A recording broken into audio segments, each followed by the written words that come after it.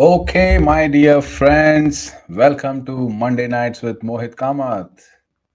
I hope your Monday was well spent today.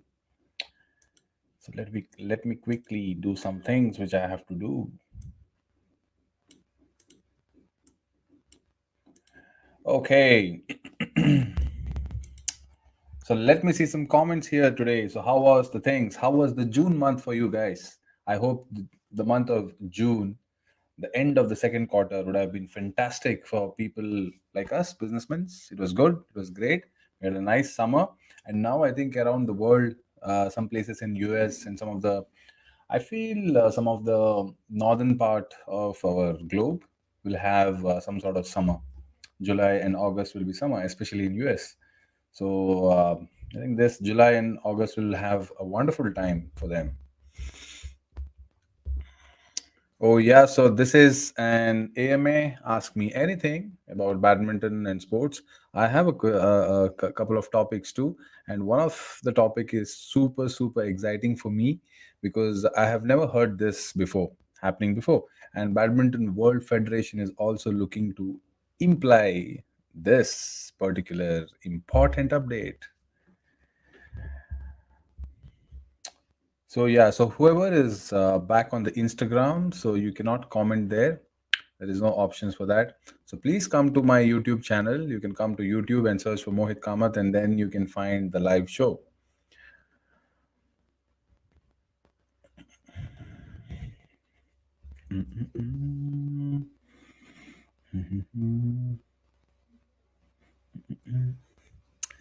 If I am audible very clearly, you can let me know. Or if you have any disturbance, you can always put that on the comments.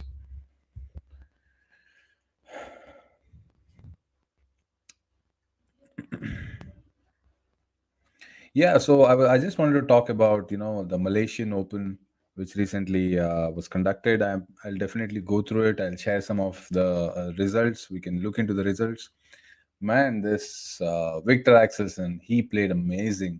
That tournament was so good for him. And typically, this Malaysian Open tournaments, right? So, Indonesian Open and Malaysian Open are the two tournaments which is highly jam packed with the spectators around, and these two countries are crazy about badminton. I mean, it's how India has this craziness for cricket. It's similar like that, in Indonesia and Malaysia. And some of the videos, if you could have seen on the BWF badminton channels on Instagram, Facebook, or YouTube channels, there are warm up. There are times where the players get on court and have the warm up sessions, sorry, the 2 minute time of warm up, and every stroke they hit the shuttle or they do a shadow, there is a chorus sung by the whole stadium, right? So that was fantastic. So Vandana Kamath, hello. Sarvesh Pandey, hello Sarvesh. I hope you're doing well. In fact, I missed you last time because I was banned from YouTube, right? So I couldn't post anything for 2 weeks, and that was very harsh. I felt very bad. And we had to do it on Facebook and Instagram. Not much trouble there. Yeah. So I was talking about Victor Axelsen's too, right? Victor Axelsen, and he had an amazing feat. The score in the finals was 15, 21-4 and 21-7, 21-6 and 21-7. He thrashed Kento Momoto. Um, Hi, Meghna Sriram. How are you guys? How was your Monday? So explain me on the comments. How was your Monday and how was your last week?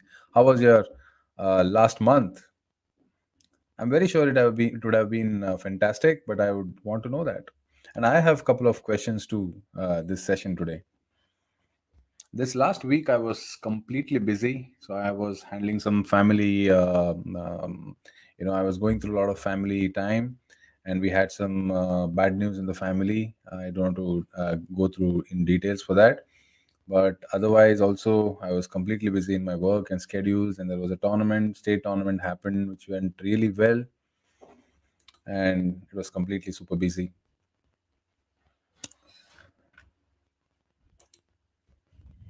Yeah. So the question I wanted to ask you was, let me quickly take you all. Mm, from the results, okay. Um, okay, let me drop this down.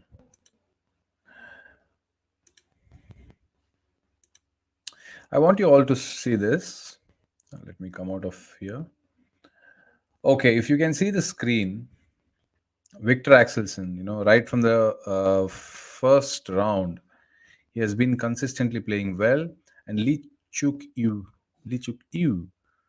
he played 3 games, and then Anthony Ginting. I think in Indonesia he beat him very badly, but now it was 3 games affair. And then Jonathan Christie also was a 3 game affair. But look at this in the finals; it was 21-4 and 21-7. My God, what a consistency! I think we have recently seen some of the consistency from other players. If you have seen Kento Momoto in 2017 and 18, I think he was the most consistent player. 12 tournaments, 11 tournaments, he had won continuously. And that was the consistency he had given. I think now Victor Axelsen is on the peak, I think on the peak of his career. And this is the best time he can win lots and lots of tournaments. So, according to you, this is my question. According to you, what is one or couple of ingredients which could have helped him to be so consistent on the world circuit? I want to hear that from you guys.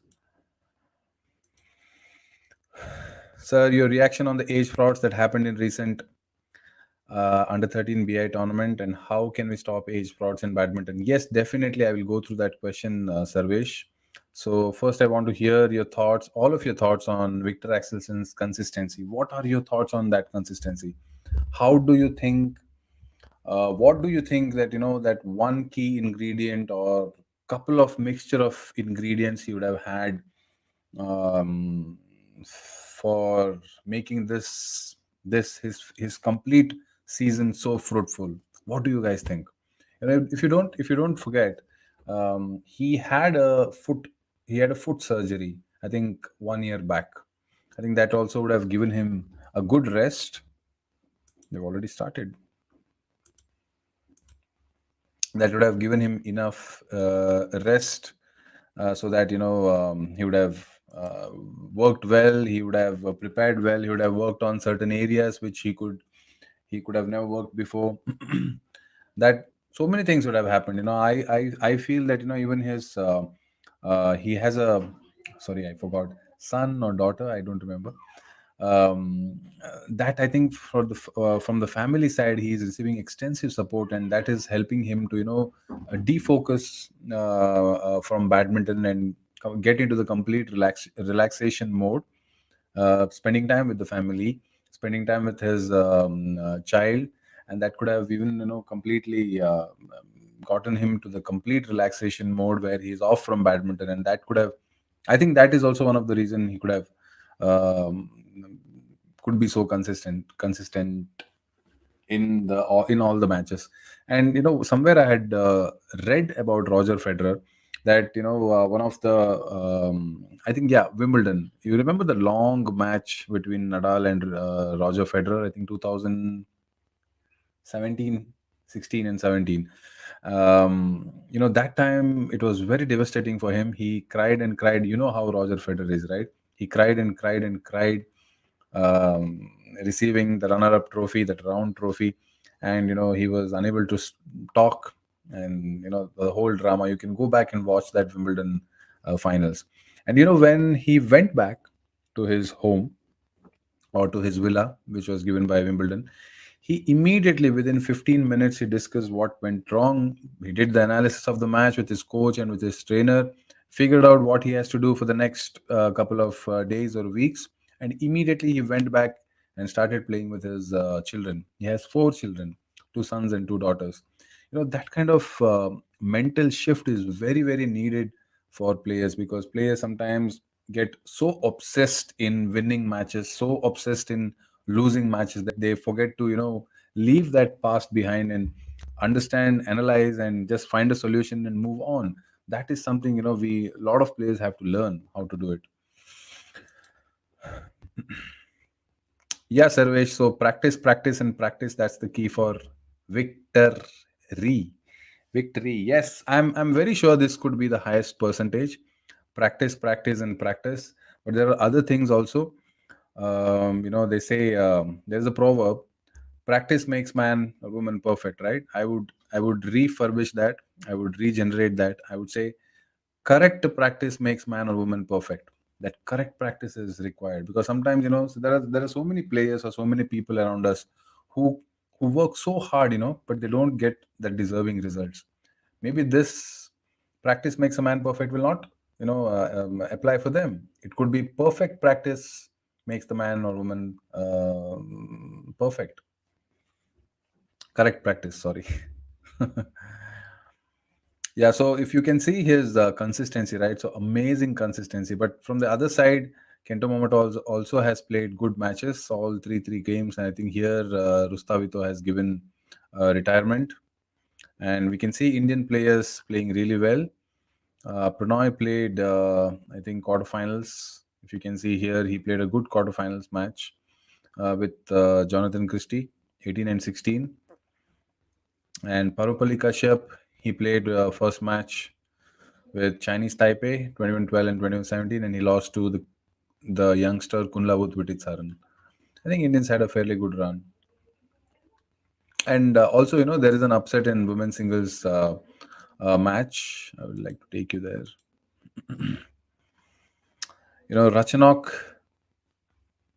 was the player who beat another consistent women's singles player, Chen Yufi.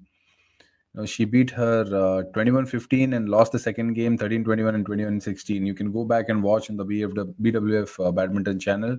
There's a long rally at 18-12, and there was an amazing cross drops, from the overhead or from the forehand side. That was amazing. I really loved the way she played. Yeah, thank you for the heart. I don't know who has given the heart, but Shashi Kumar, thank you, Shashi Kumar, for the love. I really appreciate that. And those who have not subscribed for my YouTube channel, please subscribe. Help me gain more subscribers. That's my motivation. Yeah. So let's get back to the age fraud thing. Yeah, I have something for you guys. So back to Sarvesh's question, sir. Your reaction on the age frauds that happened in recent under 13 BAI tournament, and how can we stop age frauds? I'll take sentence by sentence, I think. See, first of all, I don't want to react. Reaction will not help anything. I think I would like to respond on this age fraud. Age fraud is not new. It has been there from many, many years. When I was juniors, even I faced certain situations. There were people who were much, much older than what we could see in front of our eyes. But there are times where we had to fight for it, but nothing. There was no fruit for that legally. We tried up to an extent, but yeah, we tried. We did not give up. But this section, right, age fraud, I would really want to go into the roots of it. Why? What is the motivation? As I've already told in the last age fraud episode, which is episode number 28. What could be the motivation for somebody or a parent or a coach or a player that they go to an extent to change their date of birth for one particular reason? What is that? Victory for that medal? You completely change your value proposition, your values which you have been brought up from a very young age. You want to change that. If you are a parent, just for the sake of winning, just for the sake of a medal, you're completely changing the whole proposition of what a society will be looking in the next 15 or 20 years. What could be that motivation? That is something question, Sarvesh, I would like to really post it back to people. What kind of citizens we want our children to be? Fighting against each other all the time just for a piece of metal? What do you guys think? I completely it completely disgusts me. Like, um, what what what could be the definition of being fair? What could be the definition of being fair? Can you not compete, or can you not find excellence in what you are doing without cheating? Can you not work on the excellence part without finding a faulty way? Can you not do that? If you cannot do that, that means that you are not courageous. You are a coward. This is what I feel. So if you really want to explore yourself, explore the excellence in yourself, explore what you can do with the fair, following the fair tracks, what the society has laid, what the regulations has been given, which is under 13 or under 15. If you are into that bracket, can you not fight for it? Can you not spend more time in learning good skills? Can you not spend your whole energy on developing more skills? Can you not do that? Why do you want that shortcut? That we So concluding, coming to a conclusion, you can please post your thoughts on this. This is completely my opinion. The real motivation, as parents and coaches, should be developing kids who come at the age of 5 or 6 for any kind of sport. There should be a couple of philosophies where the coach and parent has to drive through. It is not only a coach who develops everything, because for example, a kid at the age of 5, 6, 7, 8, 9, everybody starts at different age. But once they come to the grounds, once they come to whatever sport they are getting into, that fundamentals like friendship, respect, excellence, discipline, determination, being fair, accepting competitiveness. There are so many things. You can post that on the comments. So those are the qualities we will have to inculcate while developing those children's, um, you know, during their development age. When they are growing, these are the qualities which we will have to drive. There are times where the in the tournaments there are line calls which which will happen, and as a player you will feel that okay, let me take that point, let me cheat it. If you are able to cheat it, that means you have surpassed that personal values. If you can be very fair, then yes. If you remember, when if you go back, when Prakash Padukone sir was playing, he was given a tag called Gentle Tiger, and there was a match in Delhi. The story was told by one of the prominent ex-players at that particular time in 1980s and 90s. Prakash sir was playing a top-seeded guy from Thailand. His name was Bandit Jain, and in it was in Delhi. I think it was not Thomas Cup. It was Commonwealth something. So it was on the third game. There was a point where it was just outside the line, and they had given in for Prakash sir, and the whole stadium was getting to know that that shuttle was just outside, and it was given in favor of Prakash sir. And just to stop quarreling, Prakash sir had come back and hit that serve directly to the net, showing the sportsmanship spirit, showing that particular personal value, that I don't want to take this point unfairly. I want to, fight back, showing my excellence and competitiveness. Now, that's what is the moral value. That's the value education he has been receiving. And that has to come from the society we live in. That has to come from the educational drivers like coaches, parents, brothers, sisters, friends, everywhere. If that is not changed, if we are always focused on winning medals, winning medals, winning medals, I think then we are clearly heading.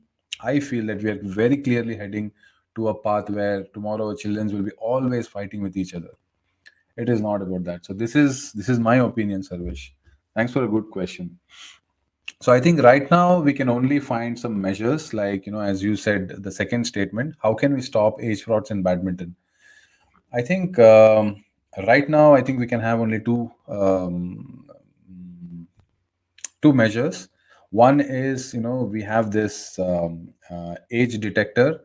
I think there is a DNA testing from your tooth, dental tooth, and then they do a bone marrow test. But that will not be accurate, because what happens is, if you understand what a growth spurt is, during the age of 9 to 14 or 15 for male, and then 7.5, 8 to 12, or 14 to 16. Every body is individual. Every individual has a different way of growing up.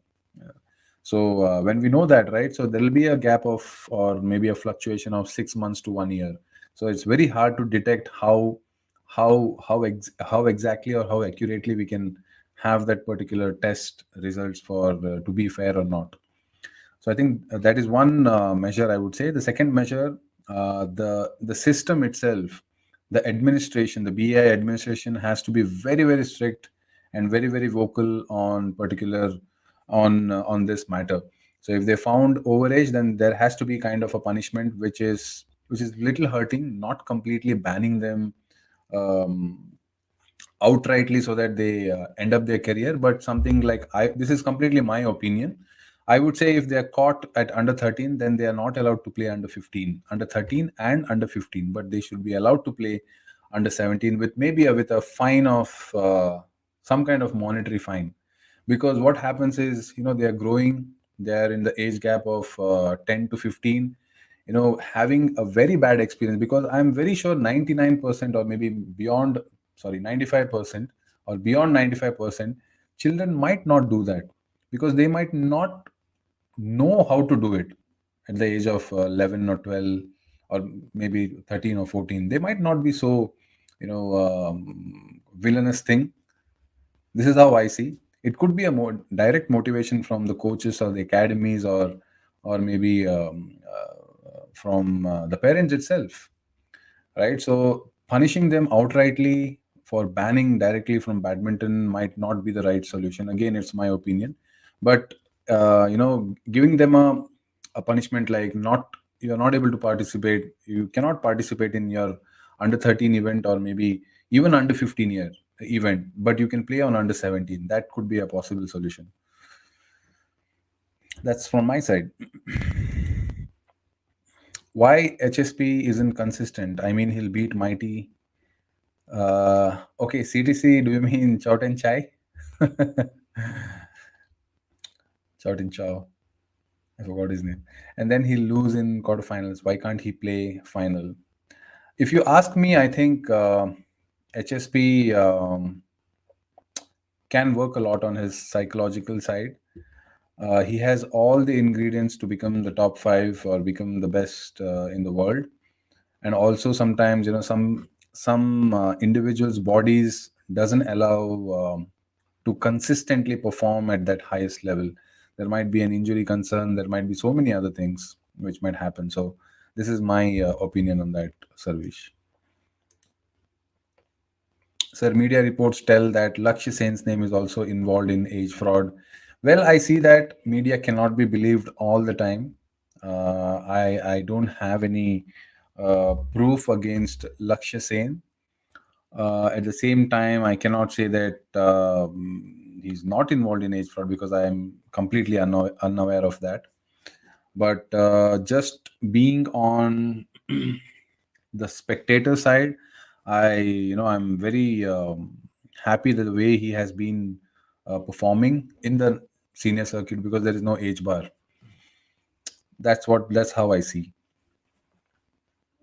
So one of the important thing which I was mentioning about is, I'm really excited to see ease, which I'm going to share with you guys.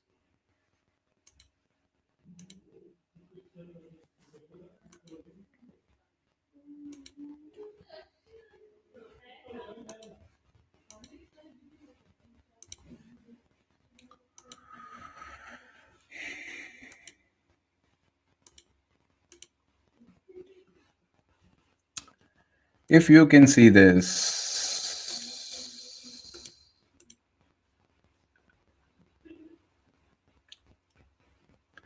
Badminton Federation begins research process for transgender policy. Let me repeat that again.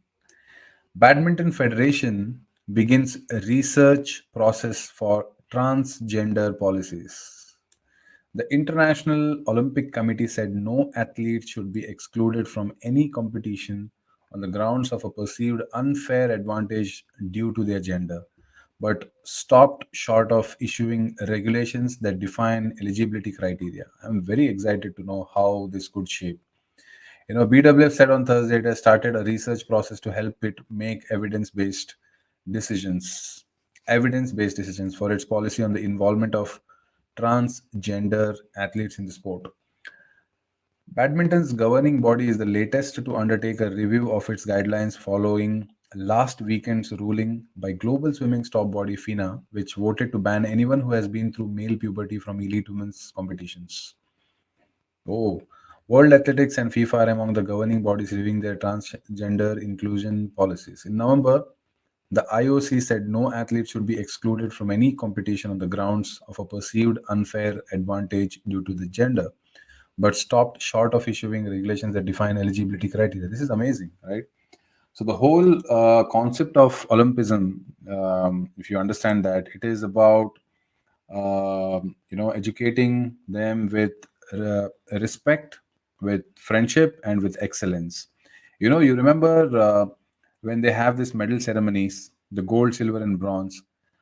Once that flag hoisting is done, the national anthem is going on, and they're done. They all come together on the first, the podium number one, and they hug each other, and then they take some photos, right? The whole purpose of doing that is to promote friendship, to promote excellence, to promote respect for each other, for participating and pushing each other all the time, so that that inner consciousness and inner excellence has to grow up all the time. If sometimes opponent don't push you, then what could be the motivation, right? So sometimes that external motivation helps. So give me your thoughts on this, about the transgender research process which has been going on. This is a LGBT community, right? So we hardly talk about that. That we feel that that's a taboo topic, but I see that has been you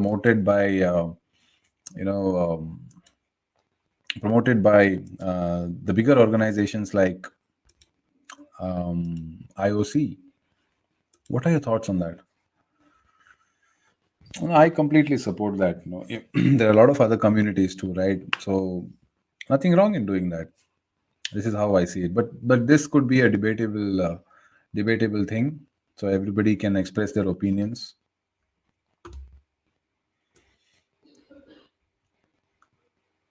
Thailand is a community where they support transgenders. They even have a beauty competition for transgenders.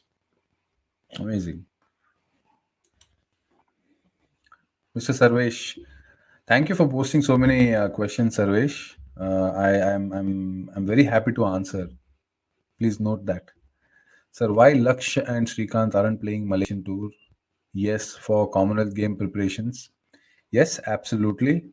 I think so. Yeah, because what happens is at that level, if you're playing somewhere around 12 to 16 tournaments a year, there has to be a good planning, because body cannot take that rip off for continuously for 3 weeks or 4 weeks or 5 weeks.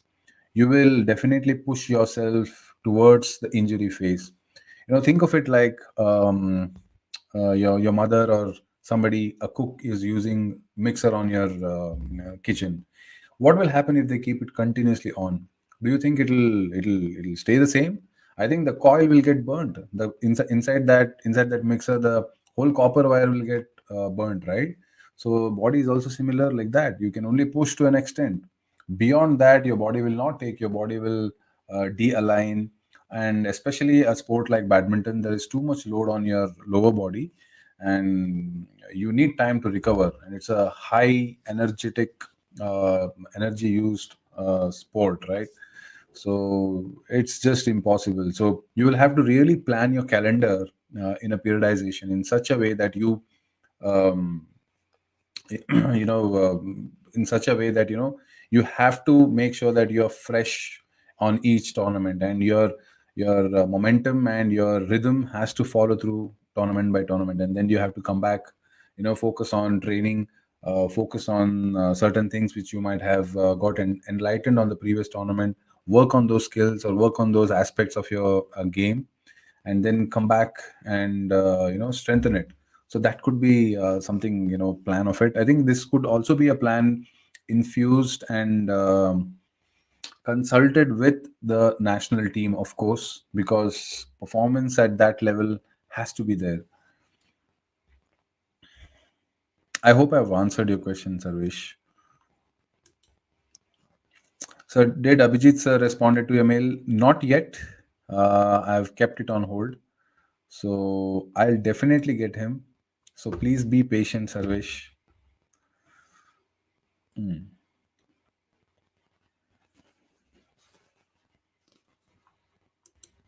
Okay, and I just wanted to take you guys to this.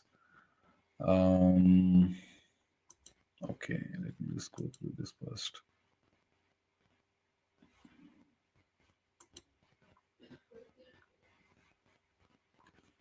And also about Abhijit sir's part, right, Sarvesh? So it is something I would like to really research on certain questions and then, try to find the right questions to him so that we can find some good, delighted uh, topics on our show. So I need a lot of time to, figure that out.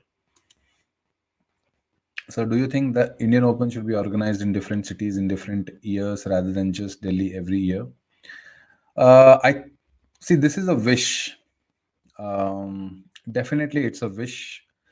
I would say Delhi because the access is easy, and for world capital, conducting major events in the capital city is very important because we have civil support, we have administrative supports. There are I think different things work on different levels. And now Indian Open being 750, the Super 750, I think that's even more prestigious for us, right? So the political support, I mean there are so many supports and so many different adverse levels has to be aligned with the right systematic way. There has to be a systematic approach. So I think Delhi is a good city to be organized. I think Bangalore is also a good city because of the weather. But at that level, there has to be the climate control aspect will be there. No matter which hot or mid or cold city you go, the the rule is to have the climate inside the hall should be somewhere around 26 to 28 degrees. So it doesn't matter whichever cities is there. But yeah, I think if this is conducted, let's say five different zones in next 5 years, I think it'll really help to popularize sport in that particular region. I think you're very right, Sarvesh. Let's say you're keeping it on Delhi. All the regions all the regions across Delhi, Haryana, Jammu Kashmir.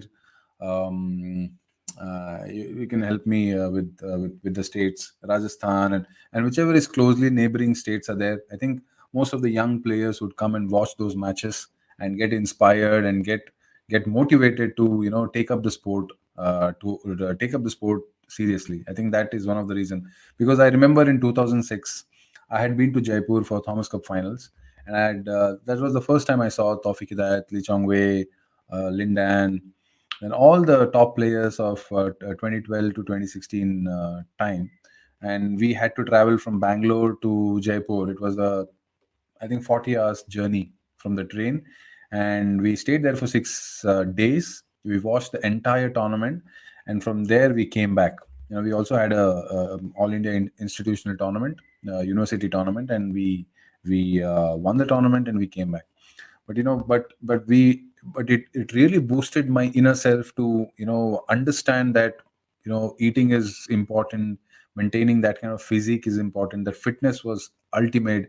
We saw that one day, previous day of Indonesian tie with Thailand, they had a rigorous practice of 3 hours during that before the tie. And it was not, when I say rigorous, it doesn't mean that all the time they were very serious, but the pace which they played and the kind of movement they were doing on court was amazing. And that really helped me to get that insight of how top world level players are in physical, not on TV. Like that, I really get the point what you're saying.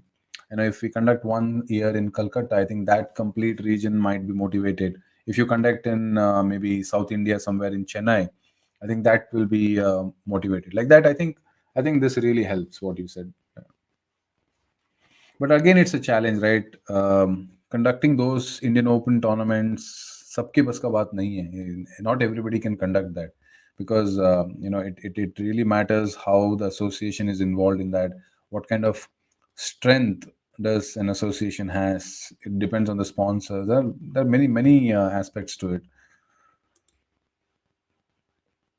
Yeah, but don't you agree that in Hyderabad the audience is way more knowledgeable and enthusiastic about badminton than Delhi? Absolutely. Hyderabad and Bangalore has been hub. That's I think solely because Bangalore has been in the limelight from Prakash Padukone's era, and I think Hyderabad is from Gopi Chand sir, then Jwala Gutta, Chetananand. There are so many players who have been there consistently champions coming up from that area. Yeah. So, yeah, but right now, if you see, there are a lot of players from North India too in India, right? From typically from Haryana, there are good ex players uh, from that region who have contributed a lot to the sport there. And there are small academies that are trying to get those players to different areas of competition. Like there was one competition called PBC, uh, MetLife PBC Junior Championship. That was a good concept. I really loved that concept, but it did not take off. I think after pandemic, they just couldn't come back on that. And these local All India tournaments. Sorry, not local. It's All India tournaments. Then the state tournaments. All these tournaments, right? So it'll keep players active, and these tournaments help you to help you to realize what is your level, in the sense what is your technical where do you stand in the technical standpoint, where do you stand in the tactical sense, how do you improve, how others are playing, and how did you respond to different challenges in that particular matches. All these things, you will come and you'll if you analyze, if you um, you know put a chart and you have a goal plan, and then you will clearly see that you are navigating, you're Google mapping yourself in that particular direction. That's very very important as a player.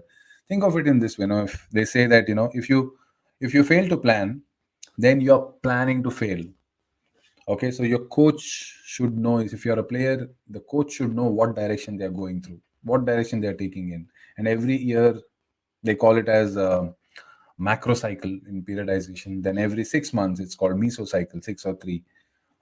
Then micro cycles every week or every session, however you can design. So they should know what kind of lessons they're going in and they're learning. So I'm not talking about the highest level, but the national or the state level. So they clearly should have a pathway.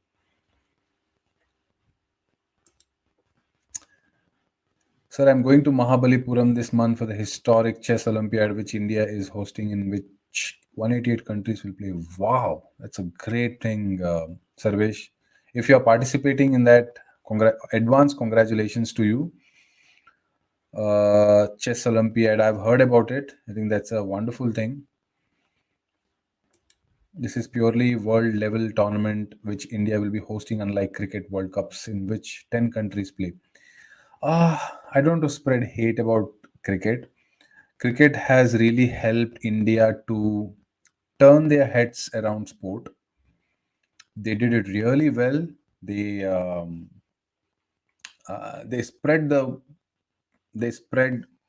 sport in a very deeper level into the people. If you go to a cricket match, not only the not even the country versus country match, but even if you take the league IPL, people put the IPL team's flag on their cheeks, on their foreheads. That means there is some kind of passion towards the sport. Forget the advertisement, forget the sponsorship, forget how much money cricketers make, forget how much bliss, blast, blast, blah blah blah blah, whatever happens in that particular ground. But look at the passion, look at the game they enjoy. That is really smartly designed by the people. This is what my research is. Really smart and management people got into cricket during the era of 83 to 87 or 90s. We won the World Cup in 83, and that sport was really popularized in that particular bracket of years, 1983 to probably 1989 or 90. They started getting those ads, right? They started getting eyeballs, eye views, or what, however you call it in the marketing data terms. They really did that, right? So now we have an opportunity. 2019, Sindhu won the world championship. 2022, we won the Thomas Cup event. We won the World Cup. We are the world champions. Now it is also important. I'm not demeaning the last support of 7 years, what Sai has done. It has been great. Because of that, we have won. And a lot of people, like even I would consider small people, small tournaments, which is happening in your local areas. You could be somewhere deep in Chhattisgarh, but there could be a tournament. Even it is keeping the sport alive there, right? So thanks to those people also, I deeply have that gratitude to keeping the sport alive. Having said that, this is the right time for us to really get those smart people inside. It might not be possible only from the sporting angle, but it has to come from the data, from the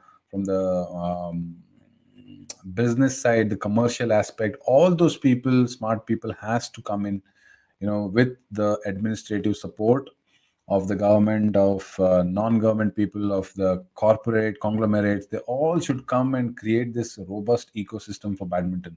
And another major challenge we will have is the camera angles in badminton is not that great as some of the sport like cricket, or maybe even it could be tennis. That quality level of capture, the quality level of show in the TV has to happen in some or the other way. I'm really I'm really looking forward for the next 5 years how badminton will shape up, because if you see the entries in all India tournaments, especially the current all India tournaments, it has been almost 10x. When I was playing, the maximum entries could be 450 or 500 in under 15 or under 19. Now it's beyond 2000 or 2500. And when we scale up to that level, I think even in by 2030 we will reach around 10,000. How are we going to categorize on different levels? There has to be some different levels, right? So maybe you play the top 50 will have the different kind of all India. Maybe all India A, you can call it as all India A. Then 50 to 100 or 50 to 150 will have an and kind of tournament, which could be, I feel, which could be a hybrid of league and knockout.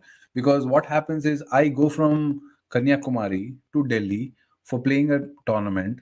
I play only one match and I lose that match, and then I come back again. What is the experience you're gaining?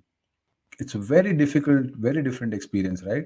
So how about you go there and you are allowed to play 4 or 5 different matches in the league, have 1 day of rest, and then the best 8 players will play the quarterfinals, and then their rankings will come into the top 50. Some sort of systematic changes or systematic approaches, I feel that has to be in place to scale up to a 10,000 entries. This is what I feel. And this is not something I have created. It is already there in tennis and other sports. Sarvesh, so no, sir, participating. I'm going as a spectator. Oh, okay.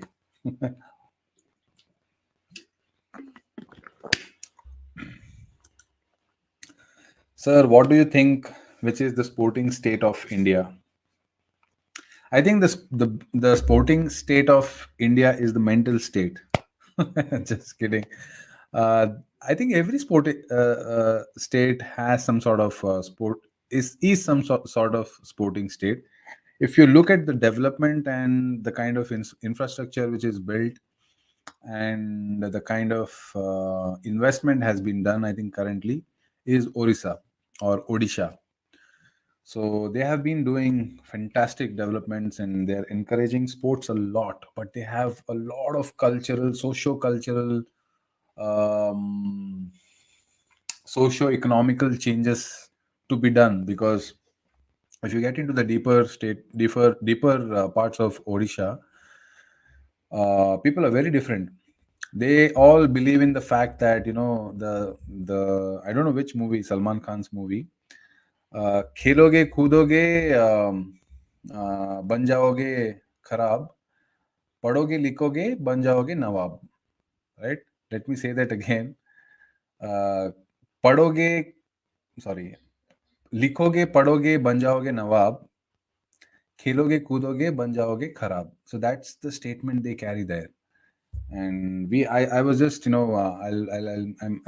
posting it very soon, that I was selected as one of the master trainer for Olympic Value Education program, which is going to be conducted, which has been already started in Orissa.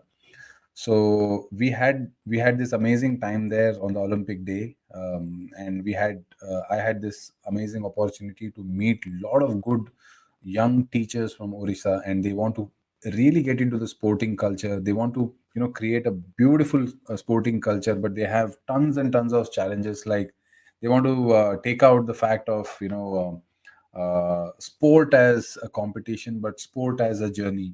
Sport as building values like respect and friendship. Sport as building confidence in them. It really builds confidence. Sports builds you as a character. Today I know who I am, what I am capable of, and that everything came out of sport.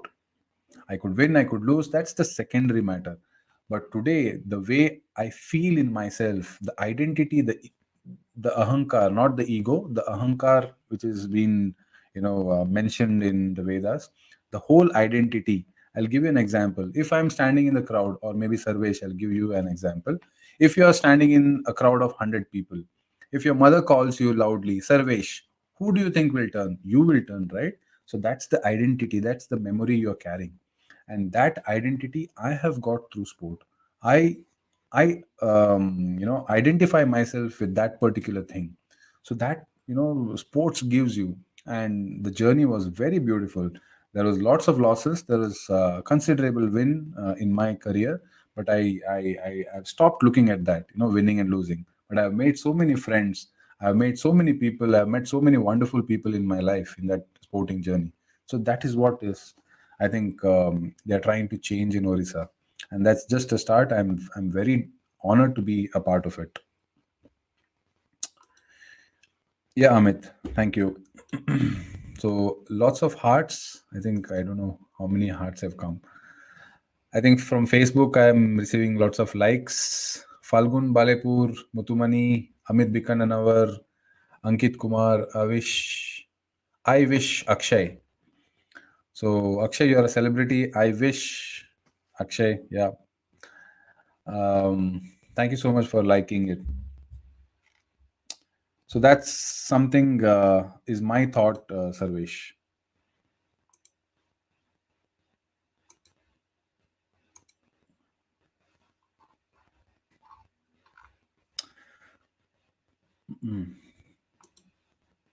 Okay, so I had to ask this question. Sorry, Sarvesh. So what do you think?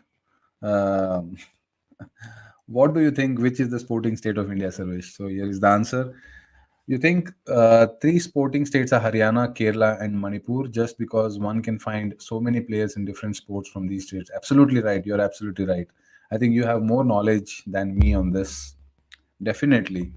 I think Kerala, there are a lot of athletes coming from Kerala, Manipur, boxers from Manipur. I think Haryana is a state where you find a lot of boxers, wrestlers, weightlifters, right? The people who come like Saina Nehwal, she's also from Haryana, right? She has roots from Haryana. They're very bold people.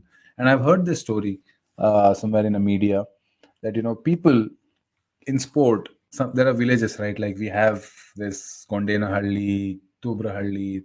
They're all small, small. In local language in Karnataka, Kannada, they call for village they call Halli. And this community, the Halli people, the community which is there in that Halli, they support the players who don't have money for the diet. Everybody, support in one or the other way. For one athlete, if they lack protein or if they lack some things in diet, so one family will give them paneer, which is, what do you call in English, I don't remember. They give that paneer. And one family who has dairy, they'll give milk for them. And one family who is into the business of cereals and pulses, they will give that to them. So this is so beautiful, right? I was so mesmerized with that concept. Sometimes if I go and ask to my neighbor that I want a little bit of milk, their reaction changes. But here the whole community helps a sportsman to to to get what they want. Isn't it that beautiful? So this is what I think, we should promote, not winning at all cost. Promoting. That's how the age fraud comes. If we inculcate that in our system, I think we will have a very bad society. This is how I feel. Competitiveness should be there, but it should drive excellence, not against each other. Wonderful questions.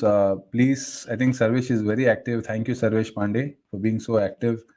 If you have any other questions, please let me know. We have 7 more minutes to go for this week.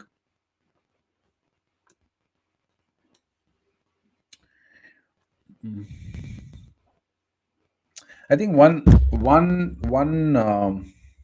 If you see, this is a June special edition. I have mentioned as June special edition because I wanted to just talk about things which happened in June. Right, we had a wonderful competition. I think Sarvesh also won. A couple of people won the amazing Amazon voucher, and every month I'll try to make these kind of things so that you win certain prizes from me. And we had the topics of fraud. We had different topics, right?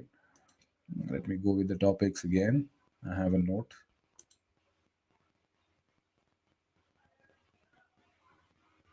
We had Father's Day. Unfortunately, I got kicked out from YouTube. A very expensive Father's Day, and I was not able to buy my premium YouTube also. And if I click for one video, there were four ads coming before the video, two ads in between the video, and another three ads in the end. We are so dependent on YouTube's. Okay, it's difficult.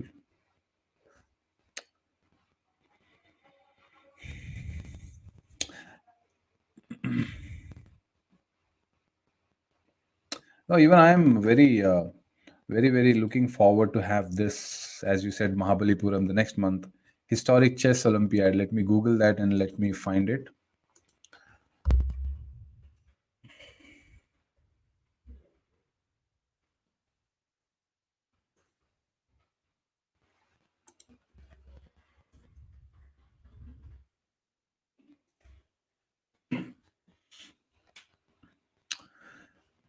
Yeah.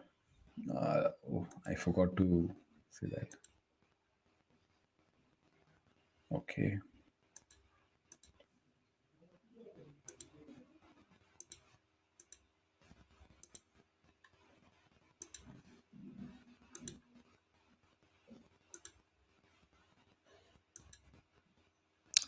Okay, let us quickly get into the Chess Olympiad. That was a good one. Thank you, Sarvesh.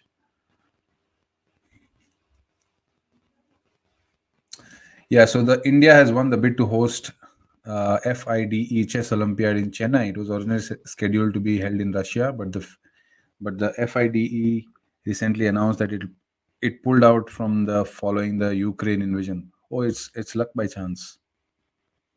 Okay, let's see who can play seven. I mean, two players. The national teams of federations affiliated to F. I think this is more of kind of a World Cup.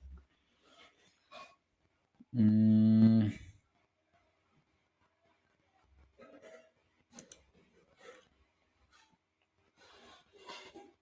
very proud, no, right? Our country is hosting such a very prestigious event where the old meets the new. I hope you're able to see this. There is no disturbance. It is the home for the second longest beach. Okay, let's not get into that. Round two, round three. I think this is not that much. Yeah, but I'm very excited for this one. Okay.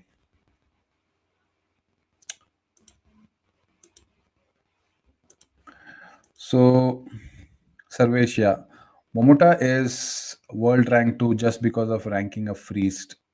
LZJ Li Zijia deserves his spot. I think, yeah. I feel Li Zijia can be the next legend post Victor Axelsen, because the kind of game he has, I still feel he can mature more than 30-40% um, again. Because if you see that he has a fierceful attack, but he's still, I wouldn't say struggling, but he's still building that kind of a rally game where he has to use more of deception, learn to be more consistent on different skill of players, just different skill level players, I would say.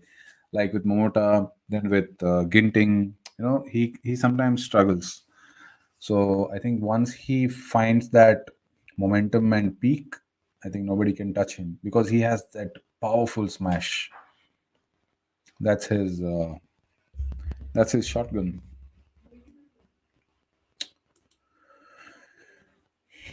So I think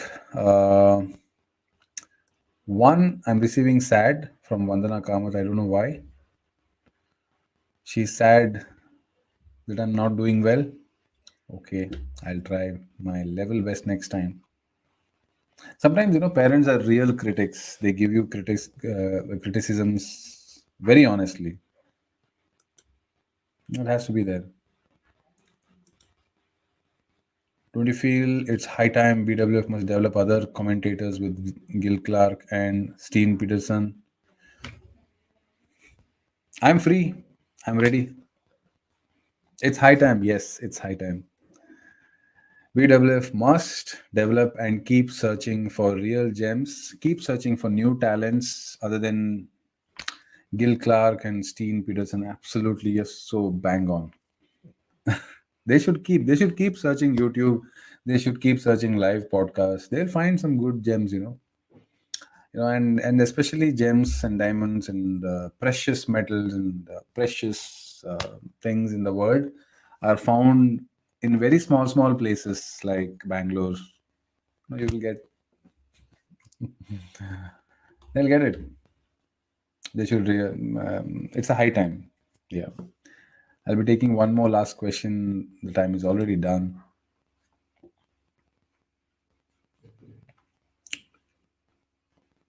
Sports. I think sports is wonderful. Okay. Thank you all for coming. So, Sarvesh, thank you so much. Thank you so much for all your questions. You have been very active. Maybe P. Kashyap and Slok Ramchandran are best commentators from India. Absolutely. There are many people like that.